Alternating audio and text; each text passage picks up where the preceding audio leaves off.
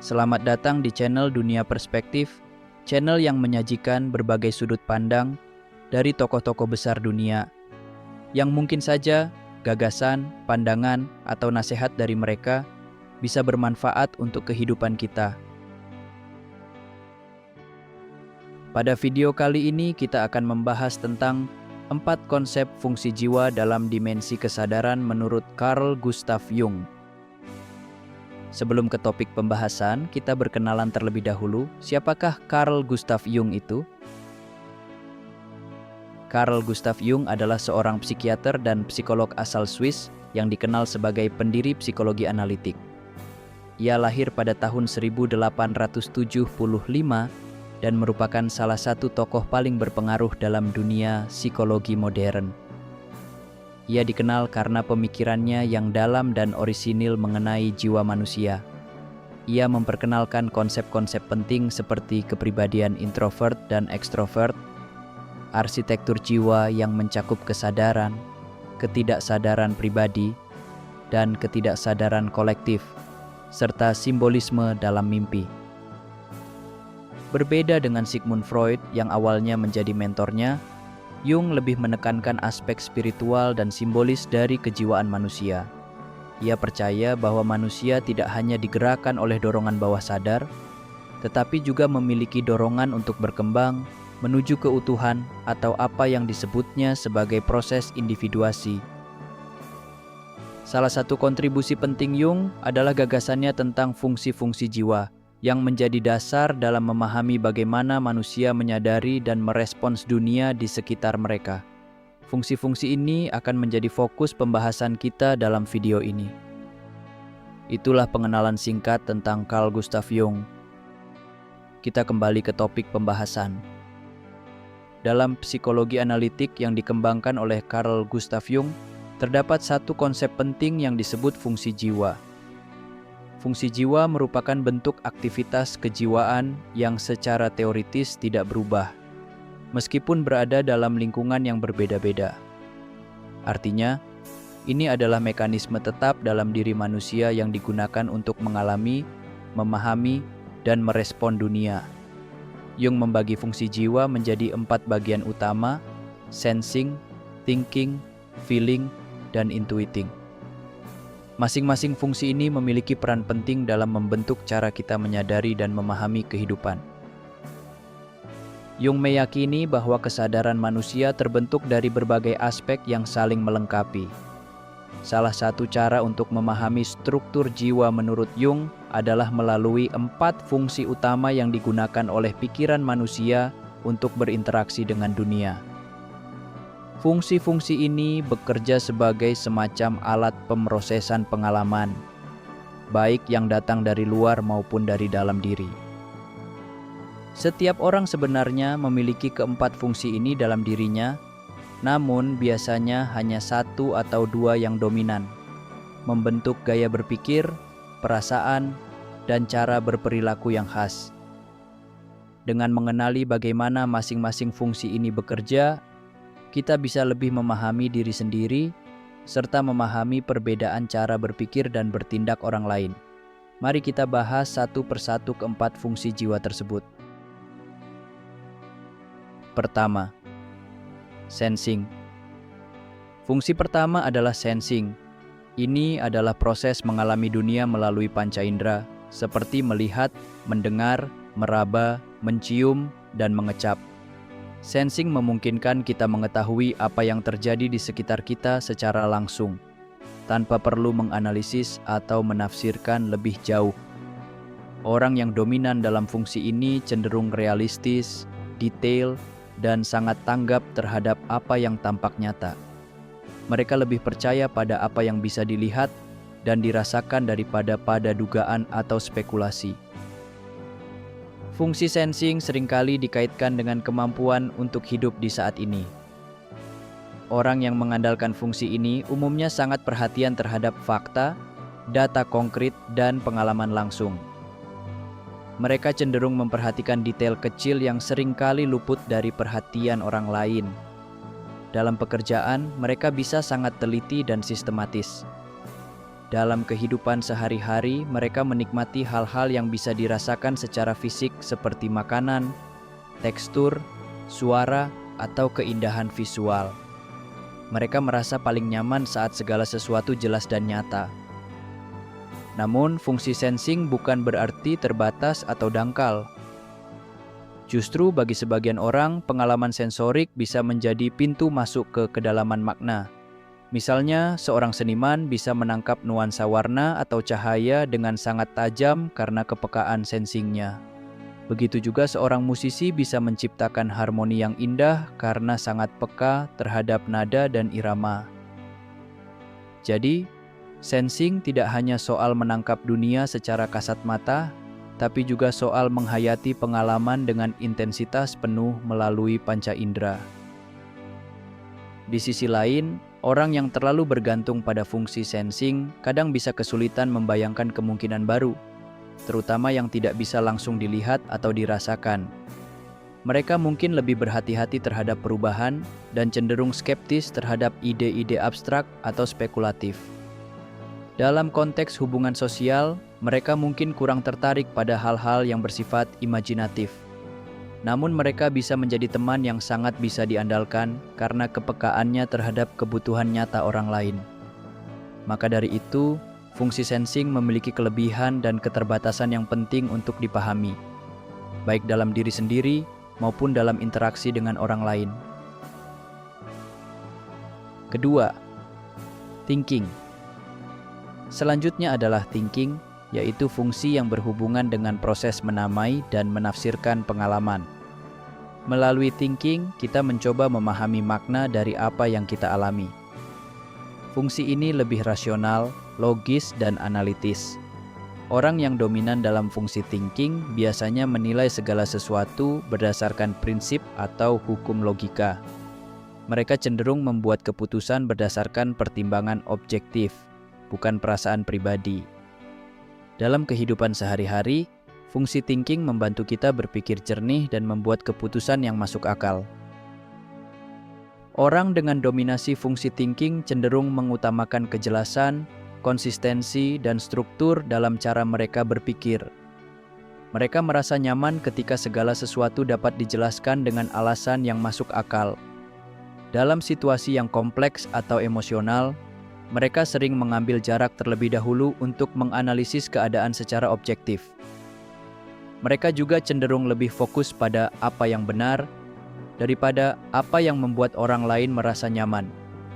Itulah sebabnya, dalam pengambilan keputusan, mereka lebih memilih pendekatan logis daripada mempertimbangkan perasaan pribadi atau tekanan sosial. Fungsi thinking juga sangat penting dalam dunia akademik, sains, hukum, dan teknologi. Bidang-bidang yang membutuhkan kemampuan untuk menganalisis, mengklasifikasikan, dan menyusun informasi dengan sistematis. Orang-orang yang kuat dalam fungsi ini biasanya unggul dalam menyusun argumen, memecahkan masalah logika, dan menemukan pola dalam data. Mereka sering terlihat sebagai pemikir strategis yang dapat melihat gambaran besar serta detail-detail penting secara bersamaan. Meskipun terkadang mereka tampak dingin atau kaku, mereka justru tengah berusaha menjaga objektivitas dalam menilai sesuatu. Namun, terlalu mengandalkan fungsi thinking tanpa keseimbangan bisa menimbulkan tantangan. Seseorang bisa menjadi terlalu kaku, mengabaikan sisi emosional atau kemanusiaan dari sebuah persoalan. Dalam hubungan sosial, mereka mungkin dinilai kurang peka atau terlalu berkepala dingin dalam situasi yang sebenarnya membutuhkan empati. Karena itu, penting bagi individu yang dominan dalam fungsi thinking untuk menyadari bahwa tidak semua hal dalam hidup bisa diselesaikan dengan logika semata. Keseimbangan antara penalaran dan perasaan adalah kunci untuk membangun hubungan yang sehat dan kehidupan yang utuh. Ketiga, feeling. Fungsi ketiga adalah feeling, yaitu kemampuan untuk mengevaluasi suatu pengalaman berdasarkan nilai emosionalnya bagi diri kita. Ini bukan sekedar merasa dalam arti emosional semata, melainkan suatu proses penilaian subjektif tentang apakah sesuatu itu baik atau buruk, menyenangkan atau tidak, sesuai atau tidak dengan nilai-nilai pribadi kita. Fungsi feeling sangat erat kaitannya dengan empati, hubungan sosial, dan nilai-nilai moral. Seseorang yang dominan dalam fungsi feeling akan cenderung mengambil keputusan berdasarkan perasaan, bukan logika. Mereka sangat memperhatikan dampak emosional dari tindakan mereka terhadap orang lain. Orang yang dominan dalam fungsi feeling cenderung memiliki kepekaan yang tinggi terhadap suasana hati orang lain dan mampu merasakan dinamika emosional dalam sebuah situasi. Mereka sering menjadi penjaga harmoni dalam kelompok karena secara alami terdorong untuk menjaga hubungan yang hangat dan saling menghargai. Fungsi ini tidak berarti lemah atau sentimental, justru ia mencerminkan kekuatan dalam memahami makna batin dari suatu pengalaman. Dalam pengambilan keputusan, individu dengan fungsi feeling akan bertanya pada diri sendiri, bagaimana perasaan saya dan orang lain terhadap pilihan ini?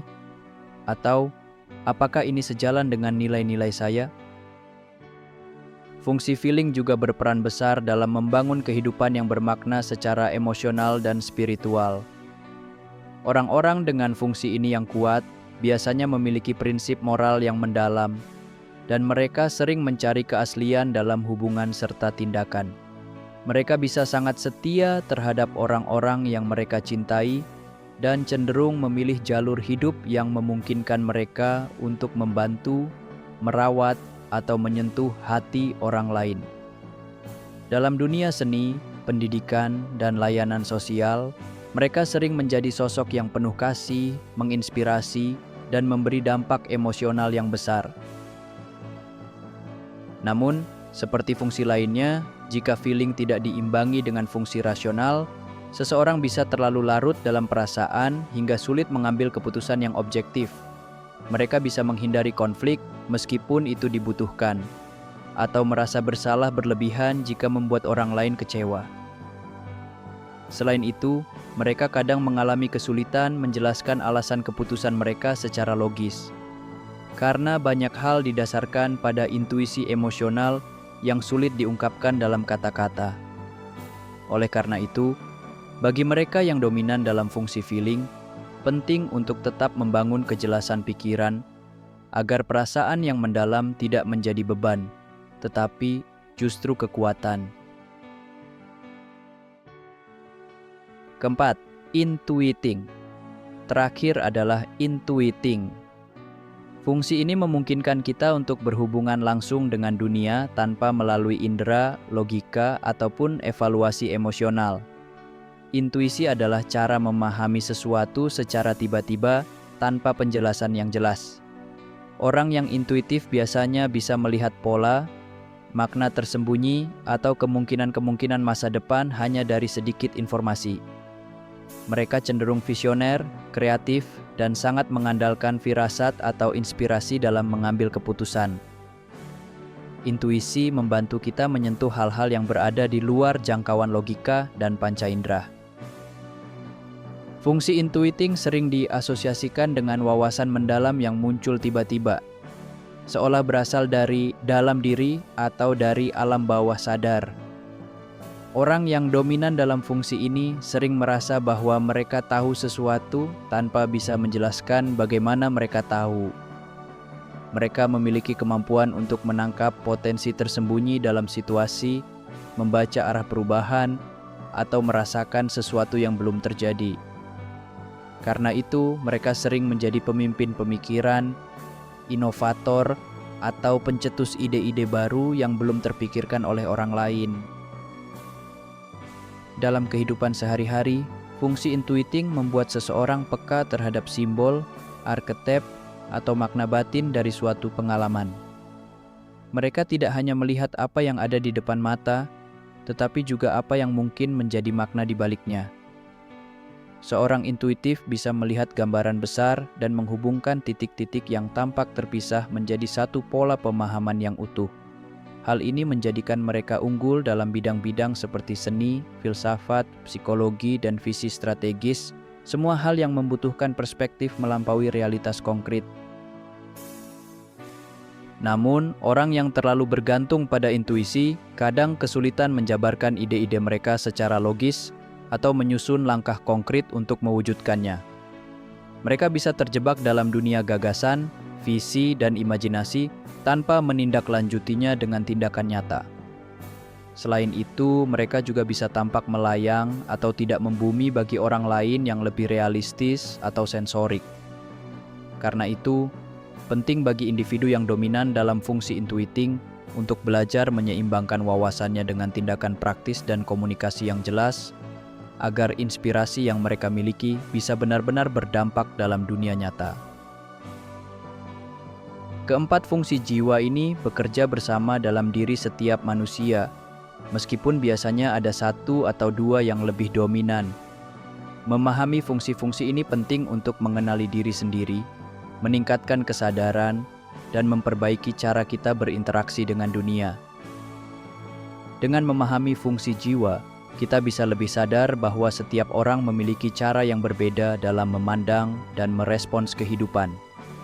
Hal ini membantu kita menjadi lebih toleran, bijaksana, dan utuh sebagai pribadi. Bagaimana menurutmu? Apakah kamu punya pendapat dan pandangan sendiri? Tulis di kolom komentar.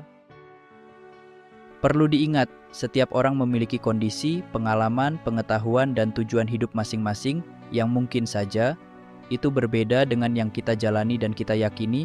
Tetaplah menghargai dan menghormati pendapat dan pandangan orang lain. Semoga bermanfaat. Jika kamu merasa video ini bermanfaat, jangan lupa like, subscribe, dan bagikan video ini. Terima kasih.